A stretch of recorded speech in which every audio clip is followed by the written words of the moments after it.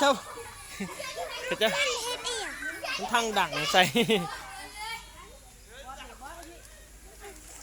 ทางดังตรึมใส่เดี๋ยวแม่เอาอันนั้นไปให้เราเอามากล้วยไปให้เราเดี๋ยวเรากินกล้วยกรึ๊บเดี๋ยวไอ้บอสจะเอาไปให้กินแหละเบิ้งไทยฮุบเอาเบิ้งไทยฮุบเอาไอ้บอส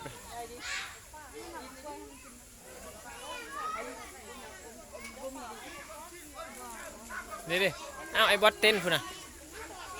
ไอ้บอสเต้นเสร็จแล้วไอ้บอสเต้นเสร็จแล้วไอ้บอสเต้นเสร็จแล้วเอาแม่เอาไปกล้วยไปให้เราแม่เอามากล้วยไปให้เราละ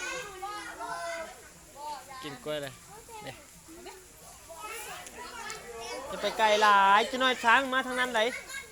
จะไปไกลหลายมาอยู่น้ำพ่อพี่ยังวะ